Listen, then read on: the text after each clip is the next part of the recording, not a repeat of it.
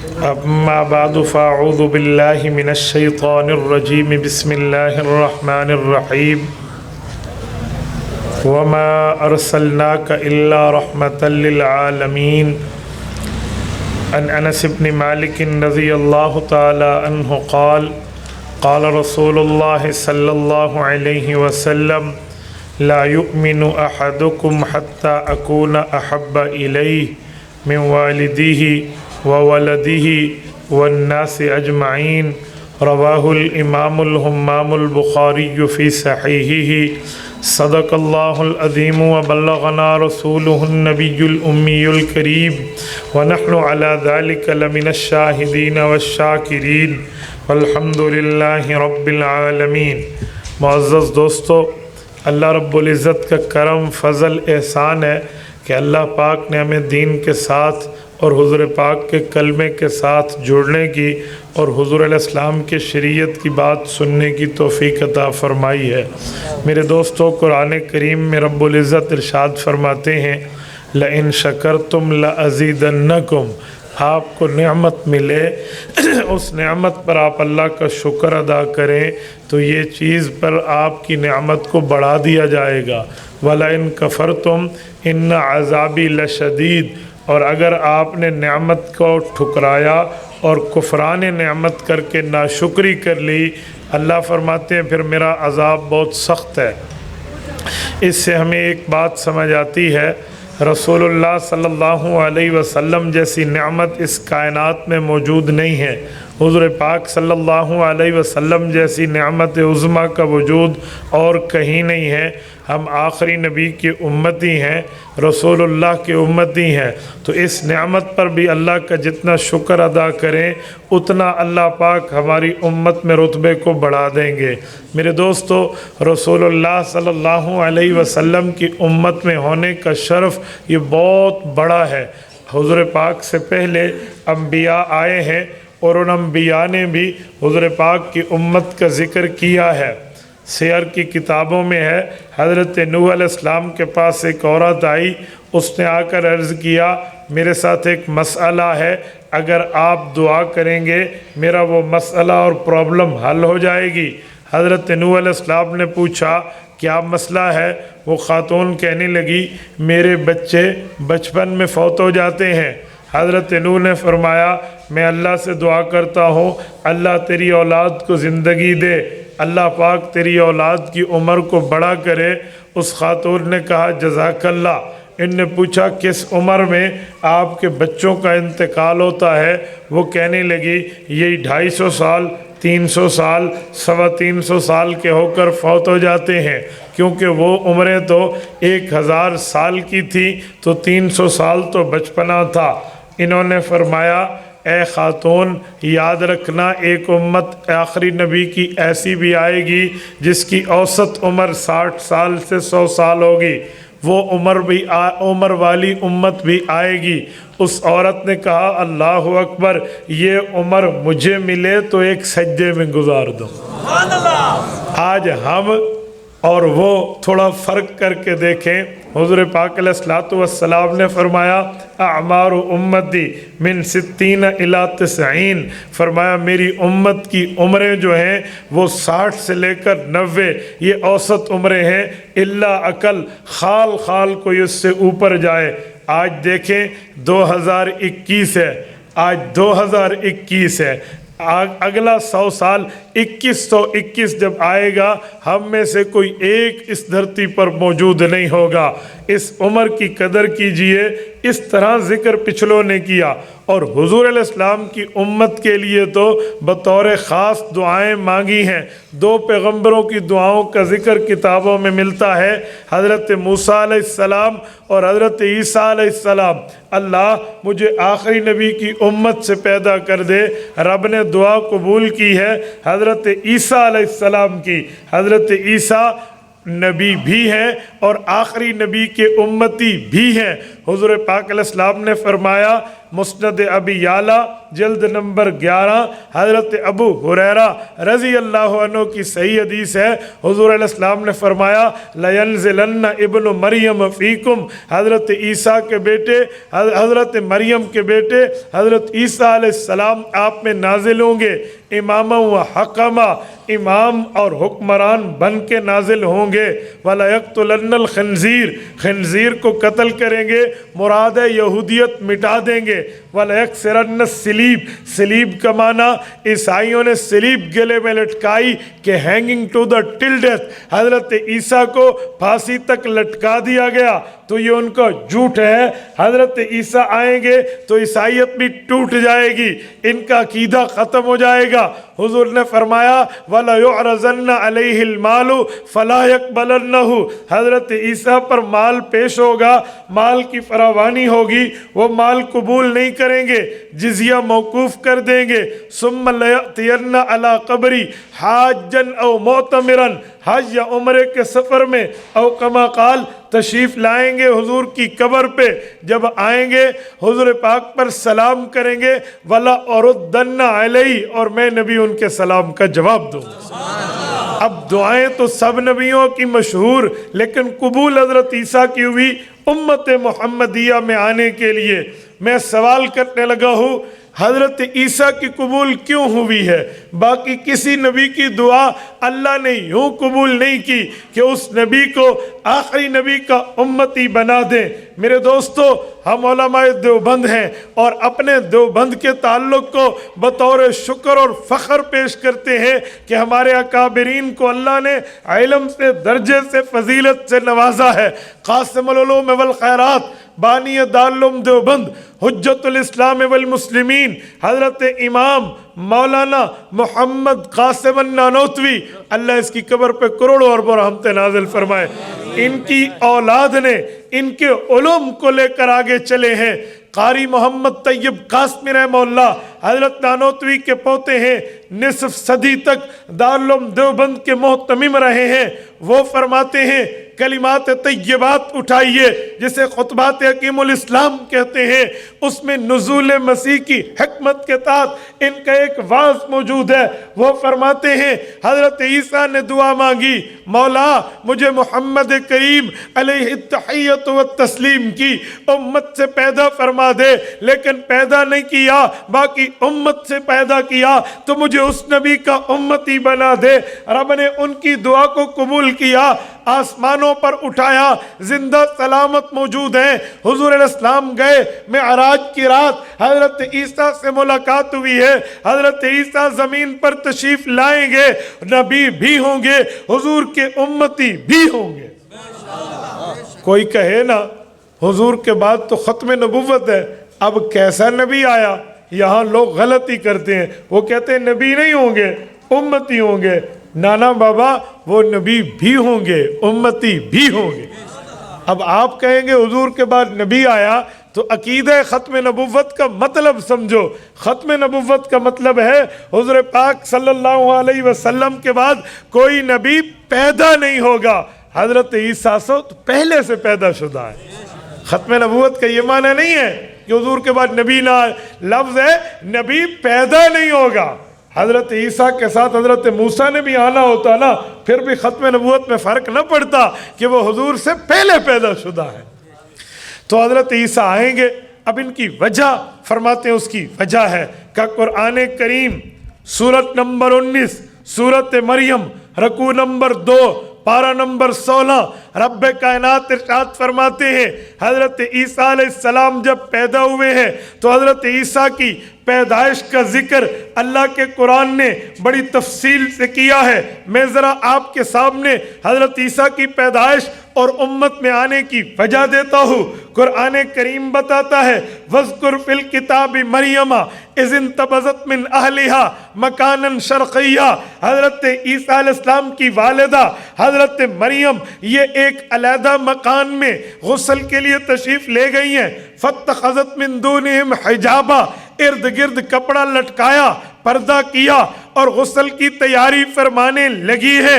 رب فرماتے ہیں فَأَرْسَلْنَا إِلَيْهَا رُوحَنَا، ہم نے اپنا نمائندہ بھیجا، فَتَمَثَّلَ لَهَا بَشَرًا سَوِيًّا، اس کی شکل بالکل انسانوں جیسی تھی۔ وہ آیا، جب انہوں نے خاتون نے غسل خانے کے قریب ایک عجیب مرد کو دیکھا، پریشان ہوئی، فرمانے لگی قالت انی اعوذ بالرحمن ان کنت تقیہ، میں اللہ کی پناہ چاہتی ہوں اگر تو نیک ہے یہاں سے دور ہٹ جا۔ اس فرشتے نے کہا میں کوئی نیک اور بد کی بات نہیں ہے، میں کسی غلط ارادے سے نہیں آیا، آپ پریشان نہ ہونا، انما انا رسول ربک، مجھے تو رب نے نمائندہ بنا کے آپ کی طرف بھیجا ہے۔ سوالیہ نظروں سے دیکھا، خدا نے تجھے نمائندہ بنا کے میری طرف بھیجا، وجہ وہ فرمانے لگے لِأَهْبَلَكِ غُلَامًا زَكِيًّا، میں آپ کو ایک بیٹا دینے آیا ہوں۔ حضرت مریم علیہ السلام نے جب یہ بات سنی، پریشانی اور تعجب کے عالم میں سر پہ ہاتھ رکھ کے فرمایا انا یکون لی غلام، اوے میرا بیٹا پیدا کیسے ہوگا؟ ولم یمسسنی بشر، میری شادی نہیں ہوئی، ولم اکو بغیہ، بدکار بھی نہیں ہوں، میرا بیٹا، اوے کیسی بہکی بہکی باتیں، جاؤ یہاں سے، رب کی پناہ ہے، عورتوں کی جگہ میں آ گئے ہو۔ وہ فرمانے لگے جو فرشتے تھے کالک کا ذالک کا، رب نے فرمایا تم کنواری رہو گی، بدکار بھی نہیں ہوں گی اور اللہ بیٹا عطا فرمائے۔ اب لفظ سننا جو لفظ میں آپ کی خدمت میں دینے لگا ہوں کہ حضرت عیسیٰ اس امت سے پیدا کیوں ہوئے۔ فرمایا قال ربکی ہوا علیہ ہین، رب اعلان فرماتے ہیں یہ پیدائش یعنی حضرت عیسیٰ کو آپ کے بطن سے پیدا کرنا علیہ ہین بہت آسان ہے۔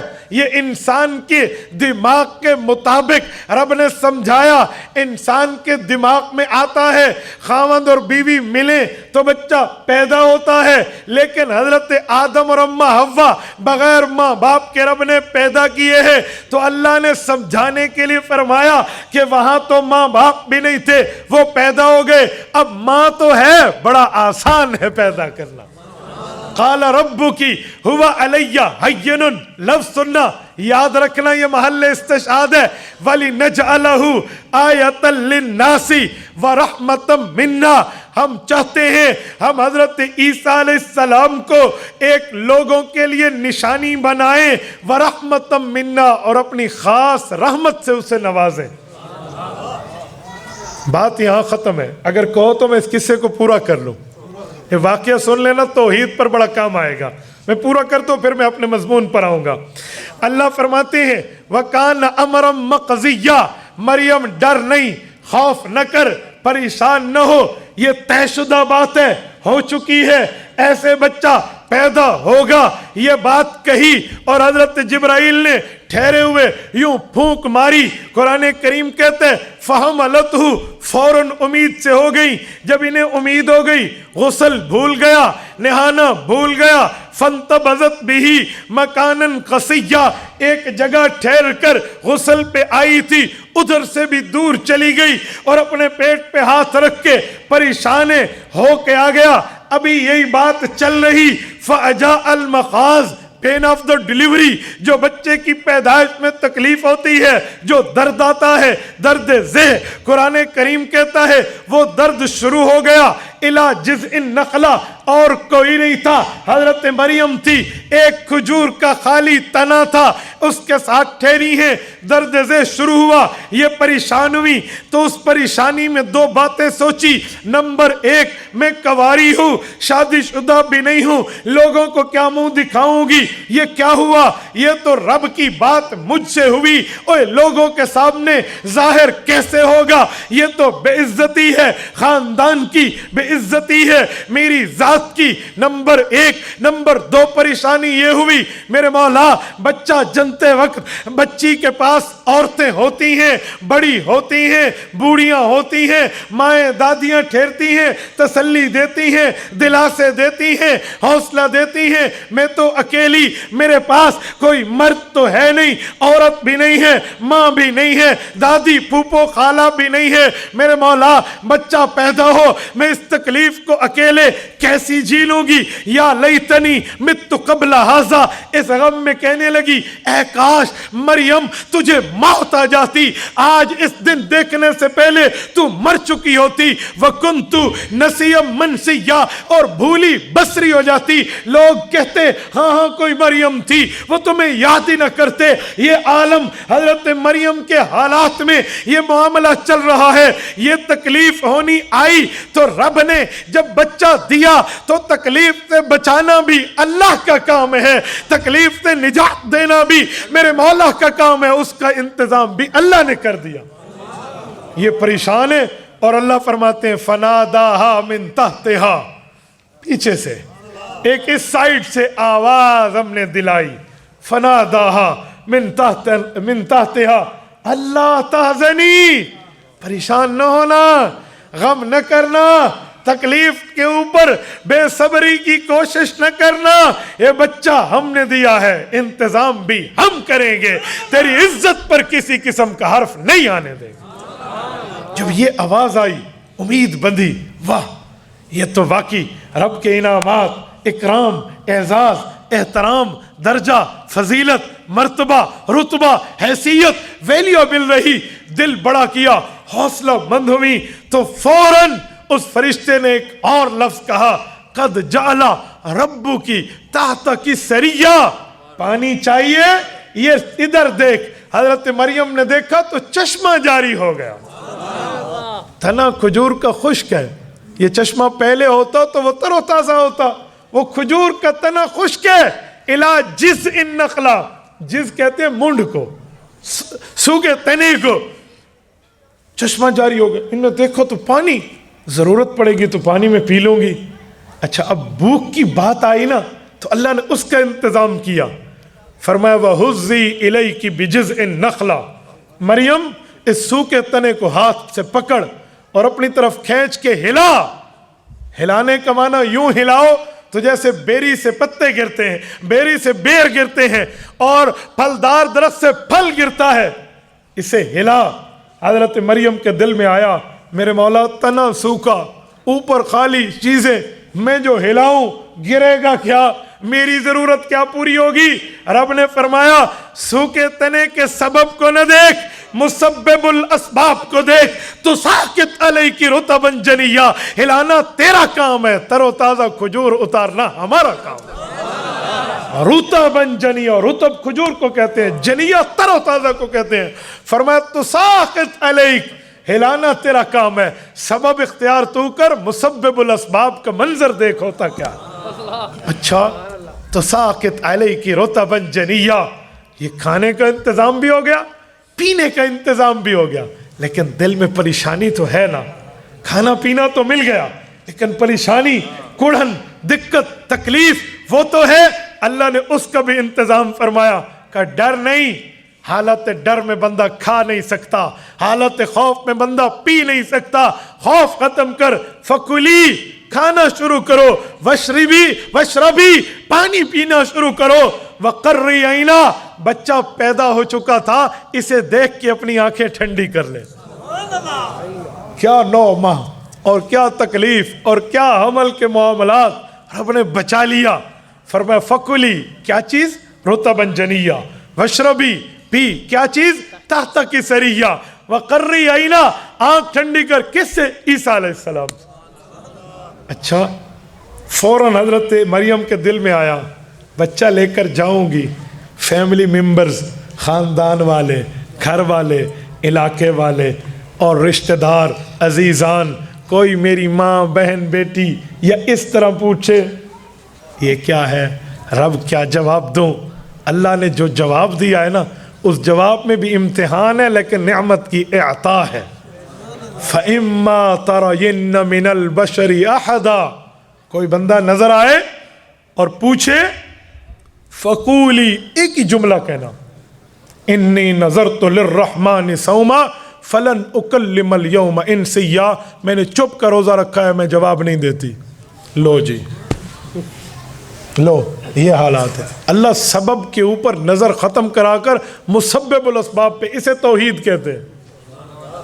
نعوذ باللہ، نعوذ باللہ۔ عام بندہ کہے گا نتیجہ بدکاری تیرے ہاتھ میں، اور بولتی بھی نہیں ہے، نعوذ باللہ، الیاذ باللہ، لیکن یوں نہیں ہونے دیا۔ فرمایا نہیں، تو نے بولنا نہیں ہے، تو نے نہیں بولنا، جو پوچھے انہیں کہنا میں نے چپ کا روزہ رکھا ہے۔ اس دور میں چپ کا روزہ رکھا جا سکتا تھا، ہماری شریعت میں نہیں ہے۔ کل تسی رکھ باؤ مولوی صاحب آکھ دیتے ہیں چپ دا روزہ رکھ دو، نہیں، ہم نے نہیں رکھنا، یہ اس شریعت کی بات ہے۔ تو چپ کا روزہ رکھ لیا، اللہ اکبر، اب نہیں بولیں گی، نہیں بتائیں گی، یہ تو شک بڑھ جائے گا، یہ تو عزت پر ڈاؤٹ اور حرف آنا شروع ہو جائے گا۔ رب نے فرمایا مریم خوف کیوں کرتی ہے؟ سوکھے تھنے سے کھجور آئی تھی؟ جی آئی تھی۔ پانی چلا تھا صحرا میں؟ جی پانی آیا تھا۔ بچہ ایک پھونک پر پیدا ہوا تھا؟ کہ جی ہوا تھا۔ آگے بھی ہماری رحمتوں کا نظارہ کرنا، کیوں پریشان ہوتی ہے؟ آگے دیکھ، اچھا ٹھیک ہو گیا۔ حضرت مریم علیہ السلام بچے کو اٹھائے ہوئے، فَأَتَتْ بِهِ قَوْمَهَا تَحْمِلُ، اللہ اٹھائے ہوئے اپنی فیملی کے پاس آ گئی۔ لوگوں نے دیکھا، حیران۔ اب پہلا خاندان نے جملہ کیا کسا؟ قالوا یا مریم لقد جئت شیئا فریا، خطرناک معاملہ، رسکی معاملہ۔ فریا، رسک اسے کہتے ہیں جس میں نفع نقصان دونوں برابر کا احتمال ہو۔ یہ تو رسک ہے، حلال بھی ہو سکتا ہے اور نعوذ باللہ غلط بھی ہو سکتا ہے، ٹھیک بھی ہو سکتا ہے، برا بھی ہو سکتا ہے۔ یہ خطرناک معاملہ، مریم مریم مریم کیا ہو گیا؟ اس طرح قوم مخاطب ہو رہی ہے، اور جواب کیا ہے؟ فلن اکلم اليوم انسیا، میں نے چپ کر روزہ رکھا۔ اب تو آوازیں مزید بڑھی کہ دیکھو بچہ بھی لے کر آئی، کنواری عورت کہاں سے لائی، بولتی بھی نہیں ہے، یار یہ کیا بات ہے؟ اب جب باتیں بڑھی اور معاملہ چلا، رب العزت نے جو بات فرمائی ہے نا وہ سنیے۔ ابھی یہ منظر ہے، اب تانے شروع ہو گئے۔ یا اخت ہارون ما کان ابوک امرأ سوء وما کانت امک بغیہ، اے ہارون جیسے شریف انسان کی بہن، ما کان ابوک امرأ سوء، ہم تیرے ابو کو جانتے ہیں بہت شریف آدمی تھا، وما کانت امک بغیہ، ہم تیری امی کو جانتے ہیں وہ ایسی نہیں تھی۔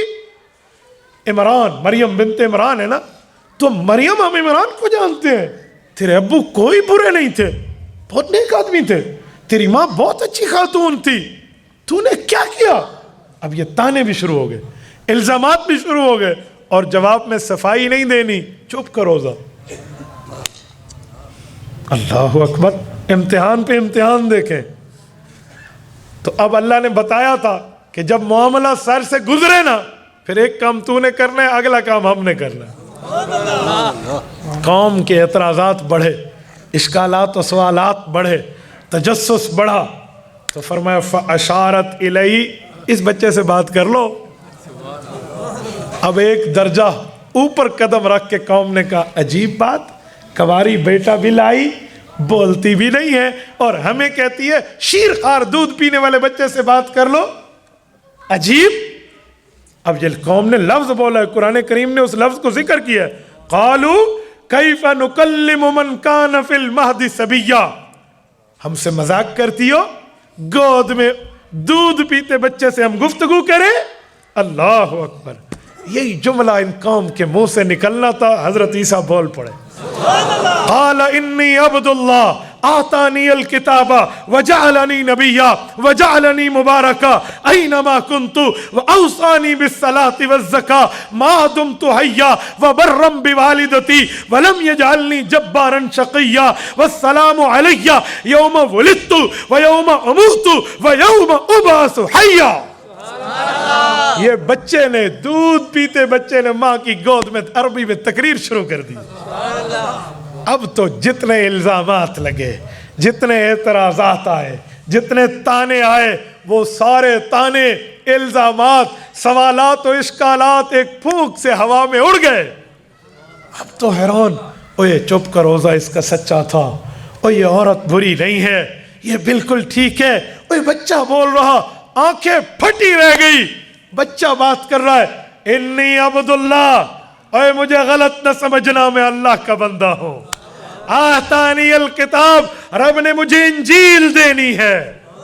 اللہ اکبر، چھوٹا بچہ، دودھ پیتا بچہ، شیر خاری کے عالم میں بول رہا، کہا جی ہاں، آتانی الکتاب وجعلنی نبیا، اور اللہ مجھے صرف نبی نہیں، کتاب دے کر نبی بھی بنائے گا، رسول بھی بنائے گا۔ اچھا، وجعلنی مبارکہ، میرے اندر سے نحوست نہیں، تمہیں برکتیں ملیں گی۔ وجعلنی مبارکہ، رب نے مجھے بابرکت بنایا، اینما کنتو، جہاں جاؤں گا میری برکات ظاہر ہو جائیں گی۔ وَأَوْصَانِي بِالصَّلَاةِ، رب نے مجھے نماز کا حکم دیا ہے، وَالزَّكَاةِ، پاکیزگی کا حکم دیا ہے، مَا دُمْتُ حَيًّا، جب تک رہوں گا نماز زکوٰۃ کرتا رہوں گا۔ وَجَعَلَنِي وَبَرًّا بِوَالِدَتِي، اور رب نے مجھے یہ حکم دیا ہے کہ اپنی ماں کے ساتھ حسن سلوک کرنا۔ اللہ، پچھلے رکوع میں لفظ ہے وَبَرًّا بِوَالِدَيْ، حضرت یحییٰ کے لیے کہ اپنے ماں باپ دونوں سے حسن سلوک کرنا، یہ تو بغیر والد کے پیدا ہے نا، تو اس لیے سنگولر بات کی ہے، وَبَرًّا بِوَالِدَتِي، اپنی امی جان کے ساتھ نیکوکار رہنا، یہاں کوئی خرد برد کا معاملہ نہ ہو، انہیں دھوکہ نہ دینا۔ وَبَرًّا بِوَالِدَتِي وَلَمْ يَجْعَلْنِي جَبَّارًا شَقِيًّا، اور اللہ نے مجھے اپنی ماں کے لیے اور کائنات کے لیے سخت کرنے والا اور بدبخت انسان مجھے نہیں بنایا۔ جباراً شقیہ، جبار سختی کرنا، شقیہ بدبخت، جو ماں باپ کے ساتھ لڑتے ہیں نا اور ماں کا سختی کرتے ہیں اور سختی کے بعد منوا لیتے ہیں، یہ جبار بھی ہیں اور شقی بھی ہیں، دونوں باتیں، جبار کے بعد شکیم بھی۔ بات کی یہ لف و نشر مرتب ہے، غیر مرتب نہیں ہے، یہ علماء جانتے ہیں یہ دونوں لفظوں کو جوڑ آپس میں کیوں ہے۔ اچھا یوں ہوگا؟ فرمایا جی ہاں، اور صرف مجھے یہ نہ سمجھنا کہ میں بغیر باپ کے پیدا ہوا ہوں تو کیا معاملے، سنو میری زندگی یہ ہے، والسلام علی یوم ولدت، جب پیدا ہوا ہوں تو رب نے میرے اوپر سلامتی بھیجی ہے، ویوم اموت، جب دنیا سے جاؤں گا رب میرے اوپر سلامتی بھیجے گا، وَيَوْمَ أُبْعَثُ حَيًّا، قیامت میں اللہ کھڑے کریں گے مجھے میدان محشر میں تو سلامتی بھیجیں گے۔ قرآن کہتے ہیں ذَلِكَ عِيسَى ابْنُ مَرْيَم، یہ عیسیٰ ابن مریم ہے۔ پورے قرآن کریم کی 114 صورتیں اٹھائیں، 540 رکوع اٹھائیں، 120 پاؤ اٹھائیں، 7 منزلیں اٹھائیں، 6666 کم و بیش آیات اٹھائیں، کسی آیت، کسی صورت، کسی حصے، کسی پارے، کسی رکوع، کسی منزل میں اللہ نے عورت کا نام نہیں لیا۔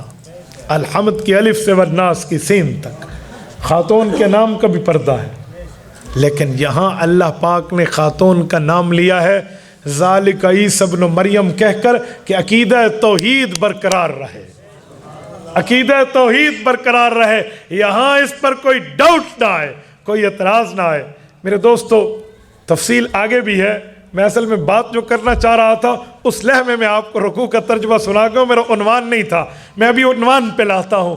میں بات کر رہا تھا ہمارے پیغمبر کی امت اتنی بہترین امت ہے کہ انبیاء نے ادھر آنے کی دعائیں مانگی ہیں، قبول حضرت عیسیٰ کی ہوئی ہے، کیوں باقیوں کی نہیں ہوئی؟ وجہ، اس وجہ پر میں نے ایک آیت پڑھی ہے وَلِنَجْعَلَهُ آیَةً لِلنَّاسِ وَرَحْمَةً مِنَّا وَكَانَ أَمْرًا مَقْضِيًّا۔ قاری طیب قاسمی رحمہ اللہ کا استدلال پیش کر رہا تھا، اگر آپ کے ذہن میں ہو، ذہن میں ہے نا؟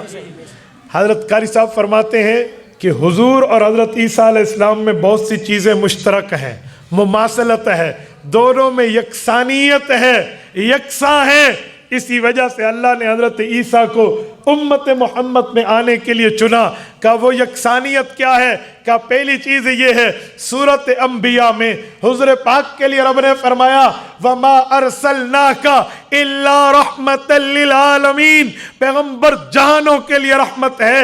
حضرت عیسیٰ کے لیے فرمایا وَلِنَجْعَلَهُ آیَةً لِلنَّاسِ وَرَحْمَةً مِنَّا، کہ حضرت عیسیٰ بھی رحمت ہیں تو دونوں رحمت اللہ نے رحمت للعالمین کی امت میں رحمت عیسیٰ کو بھیجا ہے۔ کہ ایک وجہ اور بھی ہے کہ جی وہ کیا کہ حضرت عیسیٰ علیہ السلام کی والدہ حضرت مریم ہے، بغیر والد کے حضرت عیسیٰ پیدا ہوئے ہیں، تو ان کی شادی تو نہیں ہے، یہ دنیا سے بغیر شادی کے رخصت ہوئی ہیں۔ اللہ پاک قیامت میں ان کی شادی فرمائیں گے۔ کیسے؟ کہ جنت میں۔ کہ کس سے؟ کہ ہمارے پاک پیغمبر صلی اللہ علیہ وسلم، ہمارے نبی پاک سے حضرت مریم کا جنت میں اللہ نکاح کرا دے گے۔ تو جب حضرت مریم حضرت رسول اللہ کی بیوی بننا ہے تو اماں مریم حضور کی بمنزلہ بیوی اور حضرت عیسیٰ حضور کے بمنزلہ بیٹے ہوئے، تو اس لیے والد کی امت میں بیٹے کو بھیجا ہے۔ ایک وجہ اور بھی ہے کہ وہ کیا کہ جب والد کے مسائل کے بات بڑھتی نظر آئے تو بیٹا والد کی تائید میں آتا ہے، فرزند والد کے امداد ہیلپ مدد میں آتا ہے۔ حضور پاک کی امت پر سخت وقت آئے گا، دجال کا فتنہ ہوگا، دجال ملعون بڑی سختی اور لاؤ لشکر کے ساتھ آئے گا۔ حدیث پاک میں اس کا اتنا بڑا فتنہ ہوگا کہ پوری دنیا کے لوگ 3 حصوں میں بٹ جائیں گے، ایک حصہ اس کی اتباع کر لے گا، ایک حصہ اس سے لڑتے ہوئے قتل ہو جائے گا، ایک حصہ اس کا انکار کر دے گا۔ آج 6 ارب انسان ہیں دنیا میں، اس کا معنی کہ 2 ارب انسان دجال کے پیروکار بن جائیں۔ آپ اندازہ لگائیں فتنہ دجال کتنا بڑا ہے، یہ میں آج کے حساب سے کہہ رہا ہوں، اور دجال جب آئے گا پتہ نہیں اس سے بڑھ کے جنریشن پہنچ جائے اور نسل انسانیت اس سے بھی بڑھ جائے، تو 1/3 اس کی اتباع کرے گی، 1/3 قتل ہو جائے گی، اور 1/3 اس کا مقابلہ کرے گی۔ اللہ ہمیں دجال کے مقابلہ کرنے والوں میں بنائے، اللہ ہماری نسلوں کو دجال کے مقابلہ کرنے والوں میں بنائے، اللہ ہمیں اور ہماری نسلوں کو دجال کے فتنے سے محفوظ فرمائے۔ میرے دوستو، اضر و فتنہ، بہت شدید فتنہ دجال ہے۔ اللہ کے رسول نے اپنی امت کو اس سے بہت ڈرایا ہے۔ حضرت ام سلمہ رضی اللہ عنہ اور حضرت اسماء فرماتی ہیں ہم ڈر جاتی تھی جب دجال کی بات آتی کہ کہیں نکل نہ آیا ہو، تو حضور علیہ السلام نے فرمایا ڈرو نہیں، میری دنیاوی زندگی میں نکل آیا تو میں اکیلا پوری امت کی طرف سے اس کے لیے کافی ہو جاؤں گا، کہ اگر میرے بعد آیا تو ہر مومن اپنی ایمان کی طاقت کے حساب سے اس پر کافی ہو جائے گا۔ اس لیے ایمان رکھنا چاہیے لیکن طاقتور۔ آج گھوڑا طاقتور رکھتے ہیں، سواری طاقتور رکھتے ہیں، گاڑی طاقتور رکھتے ہیں، موبائل اچھے سے اچھا رکھتے ہیں، اپنی ضرورت کی چیزیں اچھی سے اچھے رکھتے ہیں، تو اپنے ایمان کو بھی اپڈیٹ کر کے مضبوط سے مضبوط رکھنا چاہیے۔ یہ ایمان کے حلقے ہیں، یہ علماء سے جوڑنا، یہ اہل حق سے جوڑنا، اہل علم سے جوڑنا، مسجد سے، مدرسے سے، تبلیغ سے، خانقاہ سے جڑنا، یہ ایمان کو مضبوط کرنا ہے۔ جتنا ہو سکے بندے کا ایمان مضبوط ہوگا، فرمایا اپنے ایمان کے بلبوتے پر یہ آدمی لڑے گا۔ حضرت عیسیٰ آئیں گے، اب سنیں، حضرت قاری طیب صاحب فرماتے ہیں کہ اس وجوہات کو دیکھیں تو ہمارے سامنے مختلف امت کی نظریات کھلتی ہیں، کہ وہ کیا کہ حدیث پاک میں ہے حضرت عیسیٰ علیہ السلام دجال کو لد کے دروازے پہ قتل کریں گے۔ لد اسرائیل کا ایک شہر ہے، شہر کا دروازہ 2 طرح کا ہوتا ہے۔ نمبر 1، پرانے زمانے میں فصیل ہوتی تھی، باؤنڈری آف دا سٹی، جو شہر کے درمیان شہر کے اس کو کور کرنے کے لیے جو ارد گرد دیواریں رکھتی تھی ان کے دروازے ہوتے تھے، تو اسے شہر کا دروازہ کہتے ہیں۔ لیکن میرے خیال میں یہ پرانے دور کی بات ہے، جدید دور میں شہر کے دروازے کے لیے دیوار نہیں تعمیر کرنی پڑتی، جدید دور میں کسی شہر کا دروازہ اس کا ایئرپورٹ ہوا کرتا ہے۔ تو یقتل علی باب لد، جو حضرت عیسیٰ دجال کو لد کے دروازے پہ قتل کریں گے، اس سے پتہ چلا ہو سکتا ہے وہ حضرت عیسیٰ سے ڈر کے فرار ہونے کے لیے ایئرپورٹ پہنچے اور جہاز پہ بیٹھ کے بھاگنے لگے اور یہ نبی اللہ پہنچ کے اس کی گردن کو قلم کر دیں۔ تو یہ بھی ایک تعبیر ہو سکتی ہے، میں نہیں کہتا کہ یہی ہے، ہو سکتا ہے تو ٹھیک ہے، غلط ہے تو اللہ محفوظ فرمائے۔ میں نے سمجھانے کے لیے آپ کو ایک انداز اختیار کیا ہے، ورنہ حدیث میں ایئرپورٹ کا لفظ نہیں ہے۔ جدید دور میں شہر کا دروازہ ایئرپورٹ ہوا کرتا ہے۔ میرے دوستو، حضرت عیسیٰ علیہ السلام کے لیے آتا ہے کہ جب یہ دجال کے سامنے آئیں گے وہ ایسے گھلنا شروع ہو جائے گا جیسے نمک پانی میں گھل جاتا ہے۔ تو حضرت عیسیٰ علیہ السلام جب حضور کے روضہ پاک پر آئیں گے تو حضور نے فرمایا وہ سلام کریں گے، میں سلام کا جواب دوں گا۔ قاری طیب قاسمی رحمہ اللہ لکھتے ہیں ہر مسلمان امتی کو جواب ملتا ہے، حضرت عیسیٰ کی بات علیحدہ کیوں کی ہے؟ کہا اس کی بھی کوئی وجہ ہونی چاہیے۔ کہا جی وجہ ہے، کہ قرآن کریم میں ہے وَإِذَا جَاءَكَ الَّذِينَ يُؤْمِنُونَ بِآيَاتِنَا فَقُلْ سَلَامٌ عَلَيْكُمْ كَتَبَ رَبُّكُمْ عَلَى نَفْسِهِ الرَّحْمَةَ۔ حضور پاک کو رب نے فرمایا میرے پاک پیغمبر جب مؤمن تیرے پاس آئیں انہیں سلام بھی کرنا، میرا پیغام بھی دینا کہ اللہ نے تمہارے لیے خود کو رحیم بنا دیا ہے۔ وَكَانَ بِالْمُؤْمِنِينَ رَحِيمًا، اللہ کی رحمت تمہارے لیے بہت بڑی ہے۔ تو رحمت والے نبی کے دربار سے تو ہر مسلمان امتی کو جواب مل رہا ہے، جو پہنچ کے سلام کر رہا ہے اسے جواب مل رہا ہے۔ حضرت عیسیٰ کی علیحدہ بات کیوں کی؟ فرماتے اس کی ایک وجہ ہے۔ کہ وجہ کیا ہے؟ کہ ہو سکتا ہے کہ اس جواب کی کوئی خاص خصوصیت ہو، مثلاً زور سے ہو یا کس طرح پہ ہو جس کا اظہار باقی لوگوں سے زیادہ ہو۔ کہ کیوں؟ کہ حضرت عیسیٰ تو بمنزلہ بیٹے سے ہی، کہ حضرت مریم کا نکاح جنت میں حضور سے ہونا ہے، تو بیٹا جب اچھا کام کرے تو باپ خوش ہو کر اس کا استقبال کرتا ہے، اسے کہا کہ میں اس نبی کے سلام کا جواب دوں۔ ایک وجہ اور بھی ہے کہ جی وہ کیا؟ حدیث پاک میں کنز الامال میں امام علاء الدین متقی رحمہ اللہ الہندی نے کنز الامال فی سنن الافعال والاقوال میں حدیث پاک ذکر کی ہے۔ حضور علیہ السلام نے فرمایا اس روضہ اقدس سے 2 امتی اور 2 نبی قیامت میں باہر آئیں گے، حضرت ابو بکر اور عمر، اور حضرت رسول اللہ اور حضرت عیسیٰ علیہم الصلوات علیہم الرضوان یہ تشریف لائیں گے۔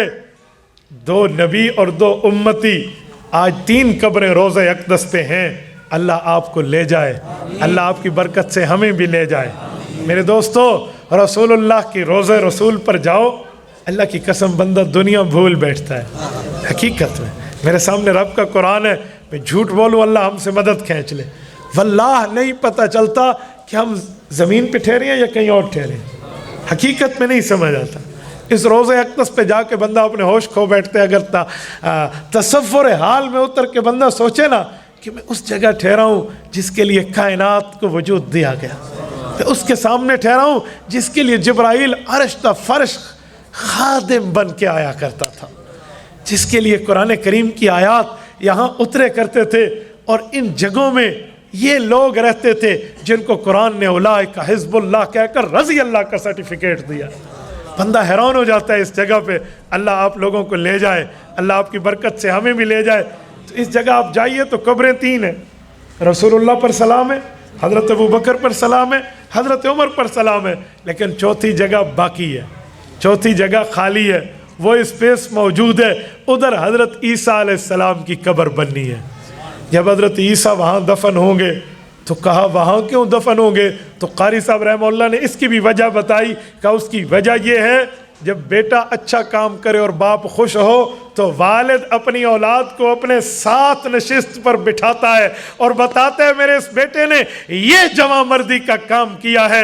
کہ اسی طرح رسول اللہ دجال کے قتل پہ حضرت عیسیٰ کے بارے میں خوش ہو کر انہیں اپنے ساتھ جگہ عطا فرمائیں گے۔ تو یہ حضور کی امت ہے، اس امت کے لیے تو بڑے بڑے نبیوں نے دعا مانگی، اور ہم اپنے پاک پیغمبر کی امت میں بیٹھے ہیں بغیر مانگے بن طلبے۔ اللہ نے ہمیں امت دی ہے تو لئن شکرتم لازیدنکم، اگر ہم اس پر شکر گزاری والے بن جائیں، اللہ کے سامنے سر بسجود ہو جائیں، خدا کی قسم ہمارے ایمان کی طاقت بھی بڑھے گی، اعمال کی طاقت بھی بڑھے گی۔ اور شکر گزاری کیا ہے؟ حضور کی امت میں رہنے کے لیے شکر گزاری پہلے نمبر پہ یہ ہے کہ امتی کو چاہیے قرآن کریم جو حضور پر اترا ہے یہ اسے پڑھے اور اپنے نبی کو بھی ثواب میں شامل کر لے۔ جو حافظ بیٹھے ہیں ان کو تو میں خصوصی پابند کروں گا، جو ناظر خان ہیں ان سے صرف ریکویسٹ کرتا ہوں اللہ کے لیے اپنے پاس ایک نامہ اعمال کا ذخیرہ یوں بھی رکھیے کہ کوئی قرآن میں نے اللہ کے لیے پڑھا اور اس پورے کا ثواب میں نے انہیں دے دیا جن پر قرآن اترا ہے۔ یار ایک قرآن، ایک نہیں کئی قرآن، میں ان خوش قسمت لوگوں کو جانتا ہوں جو 100 ختم اپنے نبی پاک کو دے چکے ہیں۔ یار قرآن کریم پڑھیں اور حضور پاک کو بھیجیں، پھر دیکھیں اللہ پاک آپ کی زندگی میں برکات کیا ہوتا ہے۔ یار کچھ پڑھ کے بندہ بخشے۔ یقین مانے میں بعض اوقات صحابہ پر، اہل بیت پر، تابعین پر، اولیاء پر، فقہاء و محدثین و علماء پر جب ریسرچ کر رہا ہوتا ہوں، تحقیق کر رہا ہوتا ہوں، پڑھ رہا ہوتا ہوں، تو میں ایک کام کرتا ہوں، میں قرآن کریم کا کچھ حصہ پڑھ کر یہ مکمل پڑھا ہوا قرآن اس صحابی کو، اس راوی کو، اس تابعی کو، اس فقیہ کو، اس محدث و مفسر، اس عالم کو بھیجتا ہوں۔ اللہ کی قسم اس کے علوم کے سمندر اللہ پاک کھول دیتے ہیں۔ امام سرخسی رحمہ اللہ کی کتاب ہے المبسوط، 30 جلدوں میں ہے، اوس جند کے کنویں میں بیٹھ کے اس شخص نے املا کرائی ہے۔ علماء جانتے ہیں اس 30 جلدوں کی کتاب کو میں نے پڑھ کر حل کرنا تھا اور مفتیان کرام کی میٹنگ میں اپنے استاد جی کے کہنے پر اس کا خلاصہ پیش کرنا تھا۔ میں نے اس سے پہلے مبسوط مستقل نہیں پڑھی تھی، کسی استاد سے نہیں پڑھی تھی، مطالعے کے لیے ملی۔ 30 جلدوں کون پڑھے، کیسے خلاصہ دے؟ میں نے اشراق کے نفل، چاش کے نفل، اوابین کے نفل، باقی نوافل، اس طرح 1-2 دن کی تمام نفلی عبادتیں امام ابو بکر سرخسی رحمہ اللہ کو ہدیہ کی، ہدیہ اعمال کی۔ اللہ کی قسم 1 گھنٹے میں نے اس پورے 30 جلدوں کا خلاصہ علماء کے سامنے پیش کیا، اور وہ خلاصہ آن دا نیٹ موجود ہے، آپ ہمارے چینل پر دیکھ سکتے ہیں۔ حقیقتاً یہ اس ایصال ثواب کی برکت ہے۔ تو آپ اپنے نبی کو بھی ہدیہ اعمال کیجئے، صحابہ کو بھی کیجئے، اہل بیت کو بھی کیجئے، صحابہ اور اہل بیت کی خواتین کو بھی کیجئے۔ اللہ کی قسم ہماری اولادوں، ہمارے ماؤں بہنوں کی زندگی میں اللہ حیا پیدا فرما دے۔ یہ مذاق نہیں ہے، ہم بھی تو کچھ کریں۔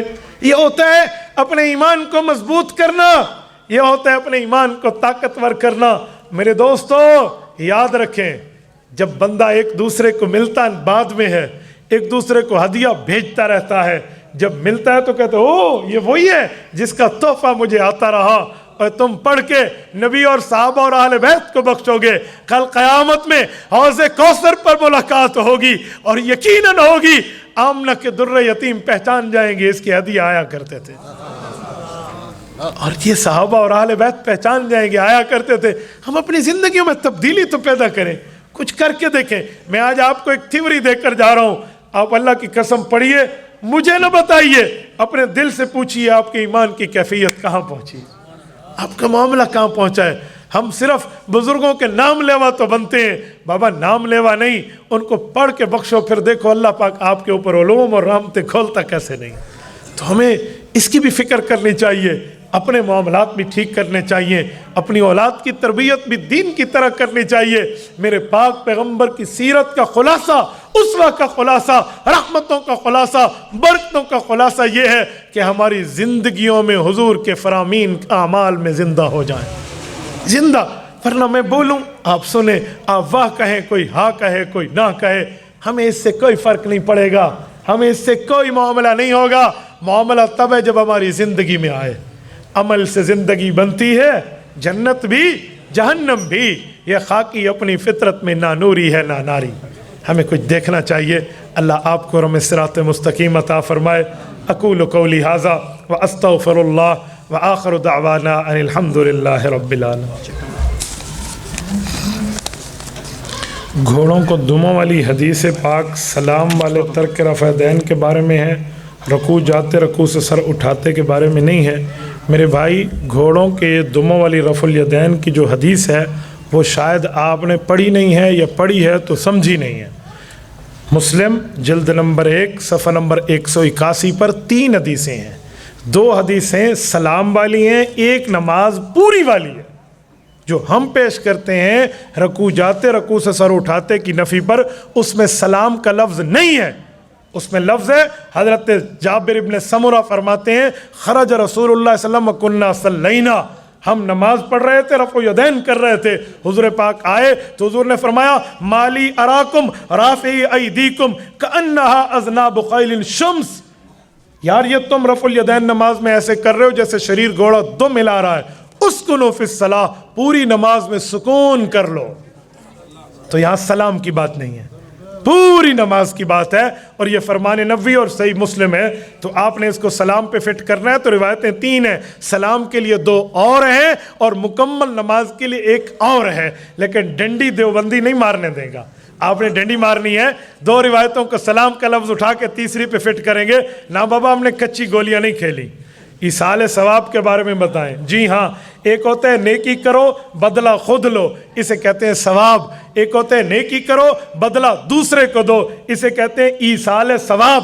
اور اس کی بہت اچھی دلیل ہے، حضور علیہ السلام بکرا عید پر بکرا ذبح کر رہے ہیں اور 2 بکرے ہیں، ایک پہ ذبح کرتے فرمایا اللہم ھذا انی، اللہ اس کا ثواب مجھے دے، یہ میری طرف سے ہے، اور ایک پر ذبح کرتے ہوئے کیا فرمایا امن لم یضح من امتی، اس کا ثواب میری امت کو دے دے۔ تو ثواب بھی ثابت ہے، ایصال ثواب بھی ثابت ہے۔ بی فار یو کمپنی کو ماہانہ ہم اس کو ناجائز سمجھتے ہیں، اس سے بچ جائیں۔ آزادی مارچ کے حوالے سے بیان، بابا جی بالکل، قائد ملت اسلامی حضرت مولانا فضل الرحمان آج اعلان کریں میں یہیں سے گھر نہیں جاؤں، ہم آج چلے جائیں، ہم اپنے اکابر پر اعتماد رکھتے ہیں۔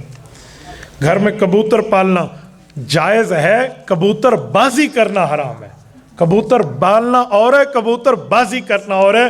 کبوتر پالنے کا معنی گھر میں رکھو، اسے ٹائم پہ کھانا دو، ٹائم پہ پینا دو، اور معاملات رکھو، بچے دیکھیں خوش ہو تو کوئی پرابلم نہیں ہے، کوئی گناہ نہیں ہے۔ لیکن کبوتر بازی کرنا ہے، اڑانا ہے، اور اس میں نمازیں بھی گئیں اور یہ بھی گئی، چھتوں پہ چڑھا ہوا ہے، نامحرموں کا پردہ، اس کو کچھ اتا پتہ نہیں ہے، تو یہ کبوتر بازی حرام ہے۔ ایسے بندے کی تو اسلام میں گواہی بھی قبول نہیں ہوتی۔ بیٹی کے گھر بسانے کے لیے والد کو کیا کردار اختیار کرنا چاہیے؟ بیٹی اگر اپنے خاوند کے قریب نہ جائے، بچی کے والد کو معلوم ہونے پر لڑکی کا سب سے پہلے رشتہ کرتے وقت اپنی بچی سے اس کی رضا پوچھیں۔ یہ بہت بڑی غلطی ہے، ہم اس پر فیصلہ ٹھونس دیتے ہیں، یوں نہ کرنا۔ حدیث پاک میں ہے، صحیح بخاری میں ہے، ایک خاتون اللہ کے رسول کے پاس ہے، اس نے عرض کیا یا رسول اللہ نکحتنی ابی وانا اکرہ، سنو حدیث پاک پیش کر رہا ہوں، کہ میرا ابو نکاح کرنا چاہتے اور میں ناپسند کرتی ہوں۔ حضور علیہ السلام نے اس کے والد کو بلوایا، سامنے بٹھایا، فرد نکاح صلی اللہ علیہ وسلم، حضور نے فرمایا میں بطور نبی ہونے پہ اس نکاح کو مردود کر رہا ہوں۔ جب نکاح ٹوٹا، اس عورت نے اپنے ابو کو کہا بیٹا ابو میں وہی نکاح کروں گی جہاں آپ چاہتے ہیں۔ تو والد نے کہا پھر حضور کے پاس تڑوانے کیوں آئی تھی؟ کہ میں تڑوانے نہیں، امت کی عورتوں کا حق معلوم کرنے آئی تھی۔ ہم اس حق کو کھا جاتے ہیں، اس کا حق پوچھا کریں، خود نہیں پوچھتے تو اپنی بیوی کو کہو، بیوی نہیں ہے تو اپنی جو ہے نا کیا کہتے ہیں امی کو کہو، بہنا کو کہو، پھوپھو پوچھے، خالہ پوچھے، کوئی اور پوچھے، حق ہے۔ ورنہ بیٹی کے لیے باپ خود پوچھے کہ بیٹا میں آپ کا رشتہ کر رہا ہوں، آپ راضی ہیں یا نہیں ہیں؟ یار اس پوچھنے میں کون سی ہماری ناک کٹتی ہے؟ پوچھنا چاہیے۔ جب آپ نہیں پوچھیں گے تو پھر اس طرح سوال آئے گا کہ وہ بیوی اپنے خاوند کے قریب نہیں جاتی تو ہوں کیا کروں، آگے نو کتنے بھی ایسا ہوتے ہیں، تو پہلے تو ہمیں دیکھنا چاہیے۔ آپ ناراض نہ ہونا، آپ کہنا یہ بچہ ہے اور باتیں کر رہا ہے، میں بچہ نہیں ہوں، میری الحمدللہ 3 بیویاں ہیں اور میری 11 بچے ہیں۔ ایسا مطلب میری 11ویں بیٹی ابھی پیدا ہوئی ہے، ابھی اس کو تقریباً کوئی 40 دن پورے ہونے کے لگ بھگ ہے۔ میں اس پر تجربہ رکھتا ہوں، 7 اپنی بہنیں رکھتا ہوں، مجھے معلومات ہیں کہ معاملات رکھنے کیسے ہیں اور چلانا کیسے ہے۔ تو میرے دوستو اللہ کے لیے یہ گھر دیکھا کریں۔ نمبر 2، یہ صرف والد کو نہیں بتا رہا، ہونے والے داماد کے بھی میں کان کھینچتا ہوں کہ تجھے شرم کرنی چاہیے اپنے سسر سے جہیز کی ڈیمانڈز کرتے ہوئے، حیا کرنی چاہیے۔ وہ تمہیں اپنے دل کا ٹکڑا بھی دے رہا ہے اور اپنا مال بھی دے، جو دے دے ٹھیک ہے، نہ دے دے تو ڈیمانڈ نہ کرنا، اور کل اس کی بیٹی کو تانے نہ دینا کہ تو لے کر کیا آئی ہے۔ ہاں جب تیری بیٹی رخصت ہو کر تیری ڈیوڑی سے نکل کے جائے گی، میں پوچھوں گا تیرے دل پر کیا گزرتی ہے۔ مجمع میں جو والد بیٹھے ہیں نا، جن کی بیٹیاں ان کے گھر سے رخصت ہوئی ہیں، ان سے پوچھیں۔ ہماری 7 بہنیں ہیں، ہماری بہن گھر سے رخصت ہو کے جاتی تھی، ہم اپنی امی کے چہرے کو بھی پڑھتے تھے، اپنے ابو کے چہرے کو بھی پڑھتے تھے اور خود کو بھی محسوس کرتے تھے۔ میرے دوستوں مذاق ہے؟ ایک بندہ اپنے بیٹی دے رہا اور اس کو الزام دیتے ہیں، یہ الزام نہ دیا کرو۔ اپنی بیوی کے حقوق کا خیال رکھو۔ اللہ نے فرمایا، حدیث قدسی ہے، رسول اللہ نے فرمایا، میرا اللہ فرماتا ہے قیامت میں پوچھوں گا کہ بیوی میں نے خاوند کو اپنا قیدی بنا کر دیا تھا، میرے قیدی سے کیا سلوک کیا، میں کل قیامت میں سوال کروں گا، اس پر گرفت ہوگی۔ اگر بیوی کے حق اللہ کے دربار میں آ جائیں، یاد رکھنا بچ نہیں ہے۔ اس پر معاملات دیکھا کریں. ایک ظالم نے اپنی بیٹی کو تانے، بیوی کو تانے دیے، تیرے باپ نے تجھے دیا کیا ہے، دیا کیا ہے.